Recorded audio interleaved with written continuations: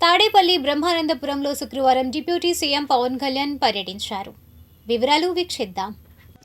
తాడేపల్లి బ్రహ్మానందపురంలో అరణ్య రామంకు శంకుస్థాపన చేసిన ఆంధ్రప్రదేశ్ ఉప ముఖ్యమంత్రి పవన్ కళ్యాణ్ పర్యావరణ వన్యప్రాణుల సంరక్షణలో ఇదొక చారిత్రాత్మక అడుగని సందేశం ఇచ్చారు.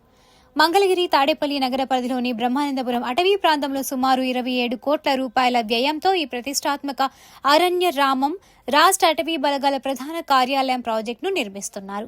ఈ కేంద్రం ద్వారా రాష్ట్రంలో అడవుల రక్షణ, వన్యప్రాణుల సంరక్షణ, పర్యావరణ సమతుల్యతను పెంపొందించడానికి అత్యాధునిక సాంకేతికతను ఉపయోగించనున్నారు. ఈ భవనంలో ముఖ్యంగా వన్యప్రాణులు, మనుషుల మధ్య జరిగే ఘర్షణలు నివారించే ప్రత్యేక విభాగం, అడవుల్లో కార్చిచ్చులను అదుపు చేసే forest fire command control centre, పులుల సంరక్షణను నిరంతరం పర్యవేక్షించే స్టేట్ టైగర్ మానిటరింగ్ సెంటర్ వంటి కీలక కేంద్రాలను ఏర్పాటు చేయనున్నారు.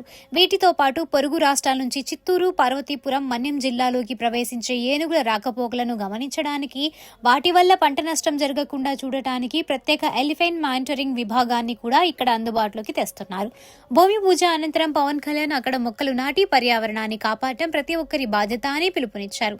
ఈ శంకుస్థాపన కార్యక్రమంలో నాదెండ్ల మనోహర్, పర్యాటక శాఖ మంత్రి Kandula Durgesh, APS MIDC chairman Chillapalli Srinivasarao, Apco మాజీ చైర్మన్ గంజి చిరంజీవి, అటవీ శాఖ ఉన్నతాధికారులు, కూటమి నాయకులు పాల్గొన్నారు. పూర్తి చేయడం లక్ష్యంతో ఈనాటి అరణ్య రామం